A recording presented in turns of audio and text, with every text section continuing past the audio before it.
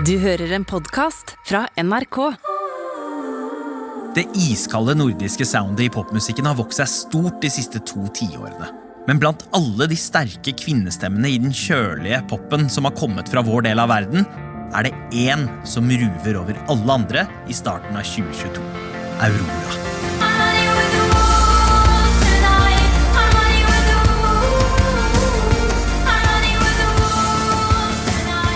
Personligheten hennes oser outsider og alternativ stjerne som ikke opptatt av å passe inn I den velsmurte, glinsende popverdenen. Men med weirdnessen sin, og ikke minst et stort knippe magnetiske låter, har hun nådd langt utenfor vår del av verden. Hun har samlet utrolig mange fans, og blant dem flere av verdens aller største artister, som alle hyller Aurora. Men hvordan havna hun der når hun skiller seg så mye ut fra de andre popstjernene på toppen? Og hvordan behandler egentlig den kommersielle musikkbransjen en særegen artist som Aurora?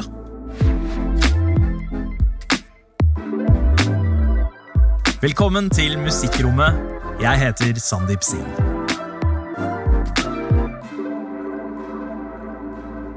Jeg har på en måte lurt veldig lenge på om jeg egentlig vil bli artist. Det var på en måte bare noe som skjedde.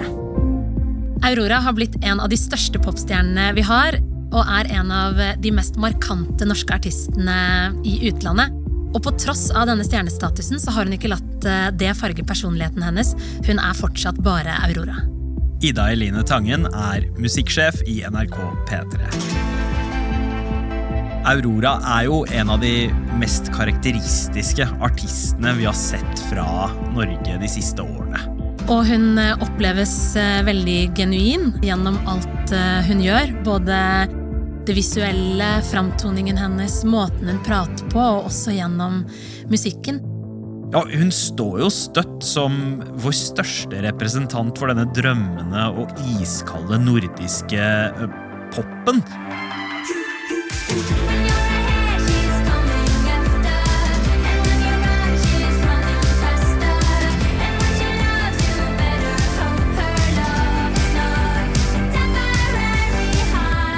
I 2022 kom hun med sin nye plate, The Gods We Can Touch.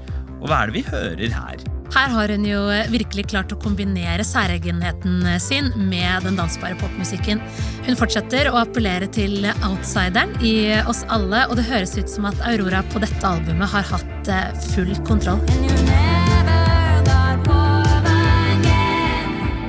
Ja, kanskje nå mer enn noen gang tidligere. Men denne balansegangen mellom pop og weirdness har ikke alltid vært en selvfølge.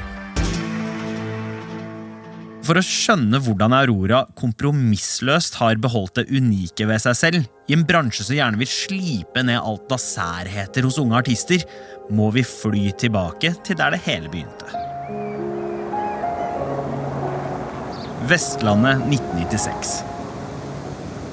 Familien Aksnes venter på å vokse fra 4 til 5 medlemmer. Det nærmest en liten attpåklatt som snart kommer til verden. Og I familien det 2 barn som gleder seg veldig til å bli storesøstre. Ja, for før lille Aurora kommer til verden storesøster Victoria allerede klar for å ta vare på lillesøsteren. Hun velger faktisk å utsette skolestart med 1 år, sånn at hun kan være mer sammen med sin lille babysiste. Det en sammensveisa norsk kjernefamilie, for å si det mildt. Aurora kommer til verden på sommeren og vokser opp I et trygt og kreativt hjem. Alle 3 søsterne har skaperglede og får rom til å bruke kreativiteten og fantasien sin, mens det Aurora som den mest musikkinteresserte av dem, og hun begynner å spille piano I 6-årsalderen. Og som yngstemann så får hun jo kanskje enda mer frihet til å utforske personligheten sin og verden rett utenfor døren I Os utenfor Bergen. Og hun har jo sagt at skogen ble på en måte et sted hvor hun fant ro, og hvor hun kunne tenke de tankene som hun ikke kunne tenke andre steder. Ja, for det jo veldig lett å se for seg Aurora som barn som løper barfot I skogen, jakter på sommerfugler langs en bekk for å liksom finne ut hvor det de skal hen. Som et litt sånn skoglig vesen. Nesten som en skogsalv. Og det forholdet til naturen tar hun med seg videre. Ja, for da Aurora er 9 år, så begynner hun å skrive musikk, hvor mye er inspirert av naturen. Og det er spesielt 2 av låtene hun begynner å skrive allerede på barneskolen, som skal vise seg å bli enormt betydningsfulle for henne. Hun er et barn som bobler over av kreativitet, og med 2 storesøstre å strekke seg etter, har hun fått høre fra ung alder at hun er modnere og skarpere enn jevnaldrende barn. Noe hun får en form for bekreftelse på når hun går siste året på barneskolen og tar en IQ-test. Det var vel et eller annet med at vi tok sånn mensa-test. Og da skjer jo noe av det som storesøstrene har vært litt engstelig for. For søstrene Miranda og Victoria har tenkt at lillesøster er jo så unik og annerledes fra de andre barna at de har vært litt redde for at hun kunne bli erta på grunn av det. Og det er jo det som skjer etter IQ-testen. Og så husker jeg at jeg ble ertet av noen for at jeg fikk veldig bra resultat. Og at de sa at det var fordi, og så lo de litt sånn for seg selv. Og så lurte jeg på sånn, hvorfor ler dere av det? Og så lo de fordi at det var jo, nå forstod de det, for jeg var autist, fordi at jeg var rar, og så er det vel første gang noen har på en måte ledd av meg. Ja. Og det som var vondest var at jeg ikke skjønte hvorfor det var morsomt. Så skjønte jeg ikke hvorfor de lo. Barn kan være harde, ass. Så det der er jo mobbing. Ja, og som vi hørte så synes hun jo det var ekkelt og ubehagelig og tok seg nær av det. Men hun lot det heldigvis ikke knekke henne. Aurora ser ingen grunn til å forandre seg. Og selv om kidsa på skolen kunne være kjipe mot denne jenta som overhodet ikke er opptatt av å passe inn, så har hun jo en trygghet hjemme i den tettknyttede Aksnes-familien. For de har jo aldri prøvd å presse henne til å være noe hun ikke er. Tvert imot så har de oppfordret henne til å dyrke annerledesheten sin gjennom blant annet musikken. Desember 2012 er familien Aksnes samlet for å feire høytiden sammen. Lukten av jul fyller stuen, og noen av gavene ligger pakket inn under tre. Men i kveld har 16 år gamle Aurora forberedt en helt spesiell julegave til mamma og pappa. Ja, hun har skrevet og faktisk betalt for timer i studio for å produsere en sang til dem, og den heter Puppet.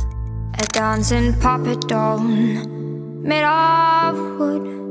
I bet he'd run away one day if he could choose to leave or stay. It's got a string attached to every bone. She's got him round her little finger, so she'll never feel alone. Dette var jo egentlig bare ment som en gave til foreldrene. Men akkurat denne sangen skal snart snu hele livet til Aurora på hodet. Ja, for en klassevenninne tar lydfila til denne låta og laster den opp på Urørt, NRKs plattform for uoppdagede artister. Og dette skjer uten at Aurora er klar over det, og hun blir først ganske sint når hun finner ut at venninna hennes har lastet den opp uten hennes tillatelse. Men det Aurora nok ikke er forberedt på, er at denne låta, som egentlig bare er ment for at familien skal høre, skal treffe veldig mange av Urørts lyttere. Ja, for bare 2 døgn etter at låta blir lastet opp, er den allerede blitt streamet nesten 3000 ganger og blitt anbefalt av Urørt-redaksjonen. Og det er jo ikke hverdagslige tall på den plattformen der, og ikke akkurat noe dårlig respons å få på den første låta du noensinne har lastet opp. Nei, og hun får jo oppmerksomhet for dette. Hun blir nærmest umiddelbart kontaktet av en av Vestlandets største managere, men Aurora takker nei. Ja, det går vel kanskje litt vel fort i svingene for henne, det her. Ja, og så er hun jo ikke egentlig helt sikker på om hun faktisk har lyst til å bli artist. Musikk har jo vært en viktig del av livet hennes hele veien, men sånn Aurora selv har fortalt det, så hun ikke helt poenget med å bli en fullverdig artist. Jeg har aldri drømt om å synge, men jeg har drømt om å gjøre noe viktig. Men hva er det som får henne til å endre mening, da? Det er faktisk moren hennes. For Puppet, denne låta som var en gave til henne og faren, vekker så sterke følelser i mamma Aksnes at hun mener Aurora er nødt til å dele musikken sin med omverdenen. My mother told me that she felt this wonderful feeling between sadness and happiness at the same time.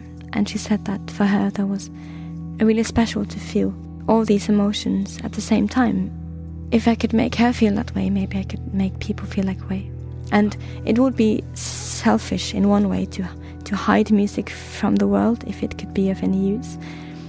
And that kind of made me take the first step into the music industry. Så Aurora bestemmer seg for å møte denne manageren, som heter Geir Luedi, og han skal ende opp med å bli hennes faste samarbeidspartner. Og det leder oss til 2014, når hun slipper sin første offisielle single, Awakening.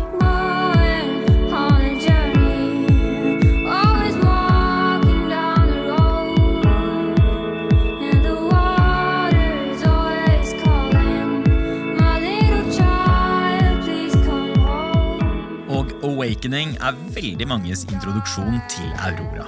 For med den blir hun jo blant annet utpekt som ukas Urørt. Jeg hører også om Aurora for første gang i søken etter ny musikk på Urørt, og kommer over da denne unike stemmen og den litt svevende, men veldig fengende pop-elektronika-låta. Ja, det både gjenkjennelig og sånn deilig sær nordisk pop. Og vel vitende om at de sitter på gull, det her det proffe apparatet rundt Aurora begynner å gønne på.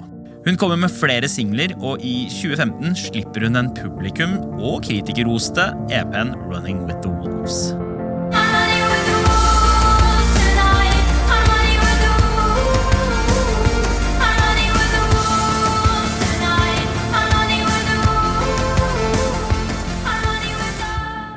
Den EP-en skaper jo store forventninger.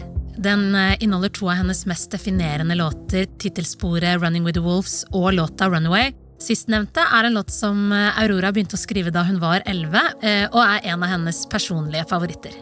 And I kept running for a soft place to fall. Og det jo på denne EP-en her vi først hører at hun nærmest bryter fysiske lover når hun synger, og selve EP-en føles også helstøpt og viser hva for en moden artist som bor i denne 19 år gamle jenta. Så på dette tidspunktet det veldig mange som følger nøye med på Aurora, og det begynner å bli ganske mye hype rundt hennes kommende debutalbum. Det toppes jo kanskje når hun fisker frem en glemt låt fra de britiske bråkebøttene i Oasis, nemlig Half the World Away, som hun coverer og gir ut som sin 7. single. You're half the world away.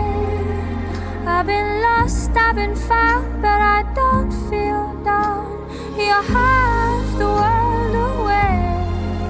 I've been lost, I've been found, but I don't feel down.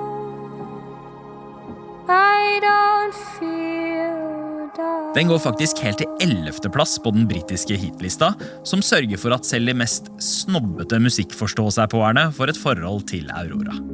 Og man kan jo bare tenke seg hvilket press som legges på Aurora her.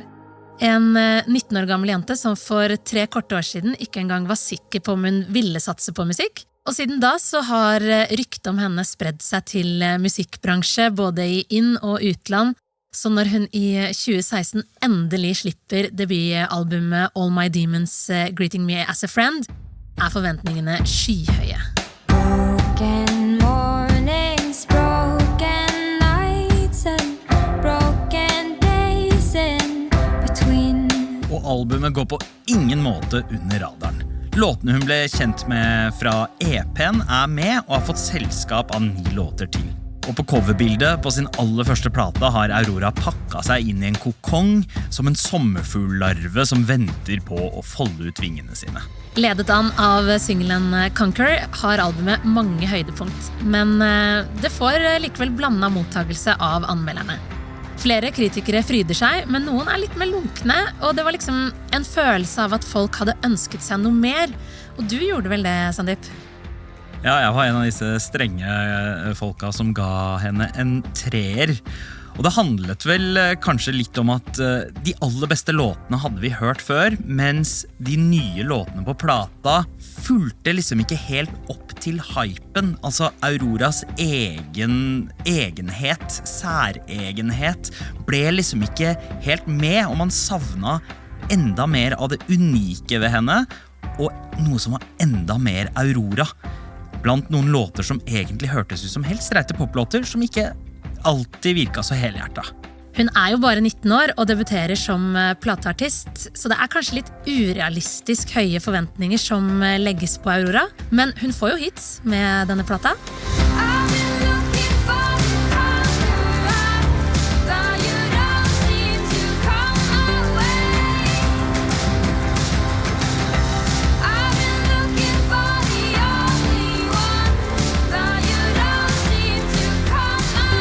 Og første singlen Conqueror jo en av dem som virkelig får boltre seg på radiokanalene og blir løftet frem som en publikumsfavoritt. Uten at det egentlig gir Aurora selv noe særlig glede. Nei, for Aurora jo ikke så glad i akkurat den låta. Hun liker ikke å spille den live, og liker ikke at albumet frontes med den som første single. Så noen andre har vel kanskje hatt en finger med i spillet her. Ja, for dette en låt som i stor grad drevet frem av plateselskapet og managementet hennes, og tilsynelatende mot hennes vilje. Det virker som det en liten bismak ved hele plata, det at hun ikke har fått bestemme selv hvilke singles som skal satses på, og dette gir Aurora uttrykk for.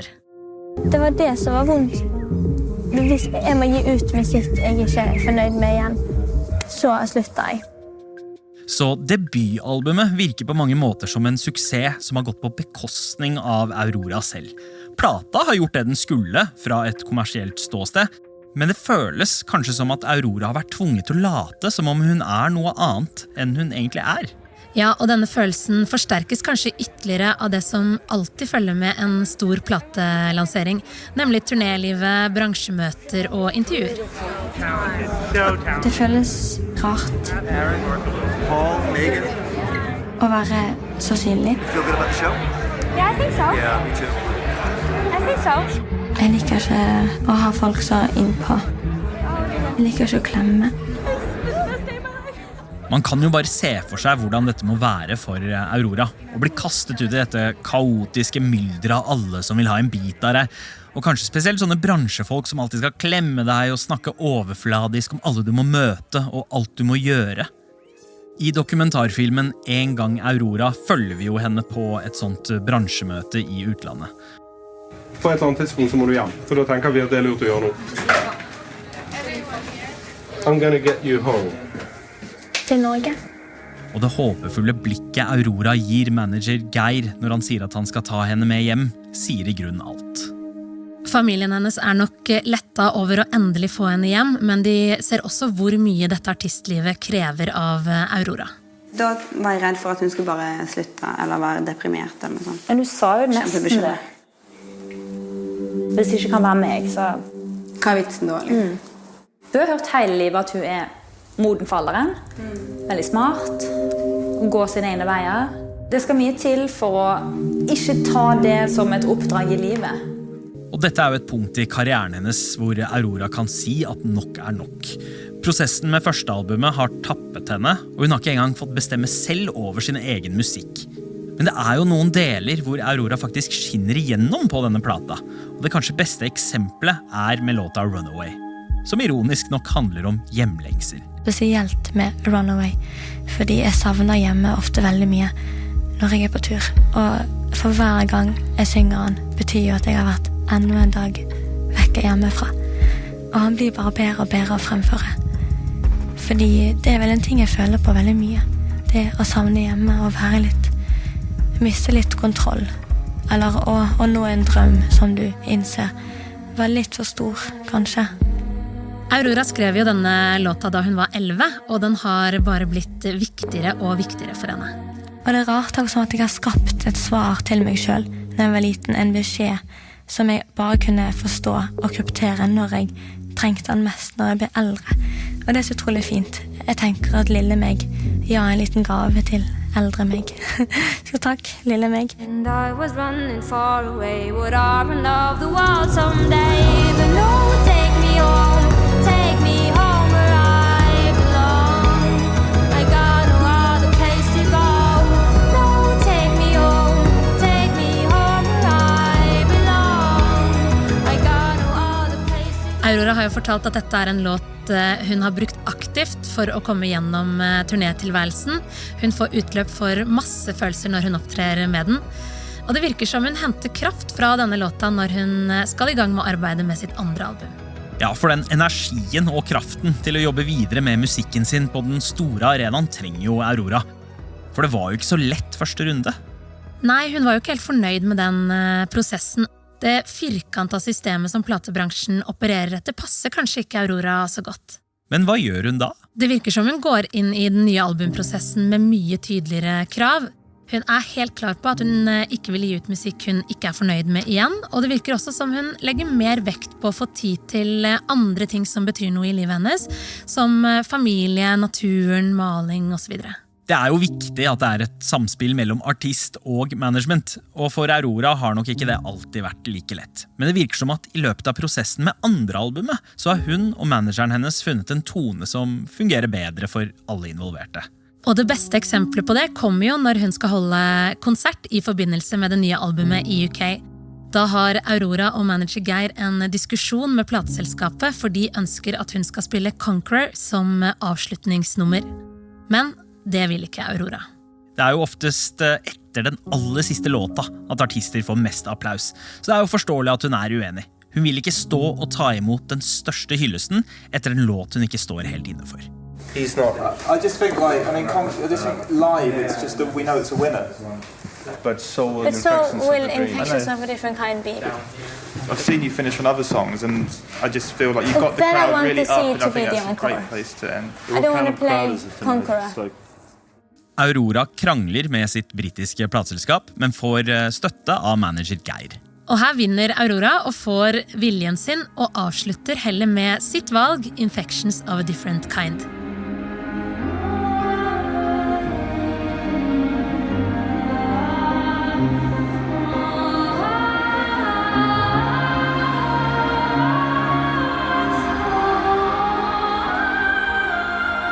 Ja, det deilig når artister får lov til å bestemme selv hvordan de skal fremstå. Ja, men det betyr ikke at det helt smertefritt for Aurora i den store musikkbransjen. For det mange som har forskjellige meninger om når og hvordan albumet skal gis ut. Det ender opp med at albumet presenteres i 2 deler. Først kommer Infections of a Different Kind Step 1, og 1 år etter i 2019 A Different Kind of Human Step 2. Så etter mye om og men hele det andre albumet til Aurora ute. Hvordan skiller det seg ut fra det forrige? Det et ganske poppa album med flere av hennes største hits, som The River og Animal. Og så det jo veldig mye symbolikk og tydelig budskap i både tekst og uttrykk. Det en plate som tar opp temaer som likestilling, kvinnekamp og det å tørre å være annerledes. Og dette albumet et tydelig eksempel på hvordan hun skiller seg ut i popbransjen. You can cry. Blink in your eyes. Do you miss the sadness when it's gone? Det også flere produsenter på dette albumet enn debuten. Noen kjente navn, men mange navn som stort sett helt ukjente for de aller fleste. Og det jo litt spesielt, for vanligvis når det snakk om påkostet pop av dette kaliberet, så det jo ofte store navn. Men på tross av det når jo Aurora ut til flere og flere med denne plata. Ja, og effekten av det at stadig flere blir fans av denne særegne artisten fra Lille Os på Vestlandet i Norge. Og det skal bli veldig tydelig i tida fremover. Ja, for det som følger her en rekke høyprofilerte musikalske øyeblikk for Aurora. I 2019 blir hun håndplukket til å være stemmen som skal illustrere den kalde vinteren, og hun lyden av selve nordavinden i Disney-filmen Frozen 2. Auroras stemme spiller en sentral rolle i handlingen, og hun kan høres gjennom hele filmen. Og så topper jo det seg når hun fremfører låta Into the Unknown under Oscar-utdelingen i februar i 2020, og det gjør hun sammen med alle artistene som har stemmen til Elsa på ulike språk.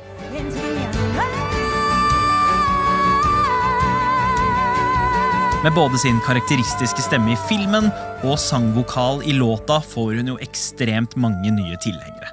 Men det jo bare starten. Ja, for sosiale medier har jo blitt viktigere og viktigere for artister, og selv om Aurora fremstår nærmest som tidløs og som en slags eventyrskikkelse fra gamle dager i image og musikken sin, så hun jo også veldig fremoverlent på sosiale medier. Og når verden får en ny lekeplass på telefonene sine, så tar det jo fullstendig av for Aurora. Ja, for en gammel Aurora-låt, den hun selv ser på som en av sine absolutte favoritter, får plutselig nytt liv når TikTok oppdager Runaway. I am very loud and annoying sometimes. Run in opposite directions and see who your kids run after. Hello TikTok Indonesia, I am Aurora and I wanted to say thank you. And I tried to learn it in your language. Terima kasih banyak. Med denne flodbølgen av kjærlighet til låta dukker det også opp et gammelt intervju med en av verdens største artister. But I remember sitting on my bed when I was like 12 or 11 and just like surfing YouTube as you do, and there was this little video and it was called Runaway by Aurora. And I had no idea what that was. I had no idea what the song was, but the thumbnail looked cool, so I clicked on it. Dette stort, for Billie Eilish nemlig blodfan av Aurora. Fordi hun rett og slett gir låta Runaway æren for at hun begynte med musikk. I remember just sitting there and the intro played and I just was like, oh, that's what I want to do. And then it just like, immediately I was just like in love with that whole idea. Billie Eilish føyer seg i rekka av stadig flere store artister som framhever Aurora som en viktig inspirasjonskilde. Katy Perry og Doja Cat har også sagt at de elsker den norske popstjerna. Ja, Aurora jo nå større enn noen gang. Hun har fått mer og mer oppmerksomhet og blir tatt på alvor. Og det at store artister fremsnakker henne gir også mye kredibilitet. Og den tar hun med seg når hun går i gang med sitt nye album. Selv om Auroras uttrykk har vært tydelig hele veien, så ba jo det første albumet litt preg av at plateselskapet hadde formet det. Og andre albumet var kanskje litt vannet ut av at det var så mange produsenter, men dette nye tredje albumet skal være 100% Aurora. I was a moving thing before I was a human being. I was the ice before it melts. I was the tree before it fell. My dear, come near. I januar 2022 slipper Aurora sin tredje plate, The Gods We Can Touch.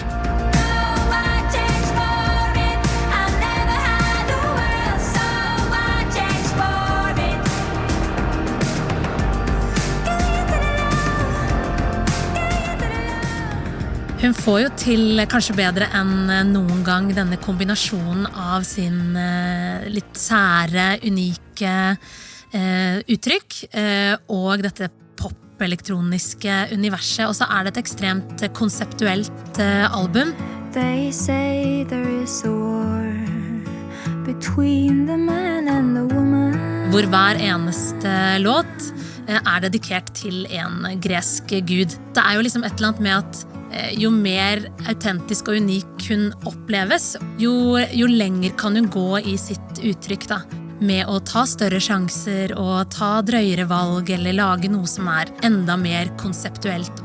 Så oppleves det veldig helhetlig og gjennomført. And then you take me in, and everything in me begins to feel like Noe av det som så interessant med henne at hun fremstår liksom som en slags sånn supernordisk fantasifigur. Altså hun går inn i en tradisjon av nordiske elektronikasangere som synger som noe større enn et menneske. Altså det høres ut som et gisp fra naturen eller en snøstorm eller noe sånt. Da hun først kom, så var man litt usikker på om disse faktene hennes og denne særheten var et skuespill, eller bare om det i det hele tatt var ekte. Det har man jo sett da, kanskje i løpet av de siste 5 årene, at det jo akkurat sånn hun Ja, det jo noe av det som helt fantastisk med Aurora. Hun seg selv gjennom musikken. Når hun prater, i det visuelle uttrykket, i musikkvideoer, så det hennes måte å være på. Det en ting jeg har lært at Aurora ikke noe man kanskje tvilte litt på i starten, så det jo påtatt. Alt hun gjør virker autentisk, og det liker folk. For under vingespennet til denne sommerfuglen har det samlet seg et community som kaller seg Warriors and Weirdos. Og det jo noe veldig fint med det da, at hun både liksom appellerer til liksom raringen i oss alle, men også den der kampen vi kjemper, hvor hardt det liksom kan kjennes å være utenfor, og at hun stolt da, av at vi krigere, og vi står på. Du har hørt på Musikkrommet. Hvis du likte det du hørte, anbefal oss gjerne til en venn. Takk til gjest Ida Eline Tangen. Denne episoden laget av Markus Hamletsen, Jean Kristin Sena, Amund Grepperud, Nils Vingerei og meg, Sandeep Singh. Redaksjonssjef Ingrid Nordstrøm. Du har hørt en podcast fra NRK. De nyeste episodene og alle radiokanalene hører du i appen NRK Radio.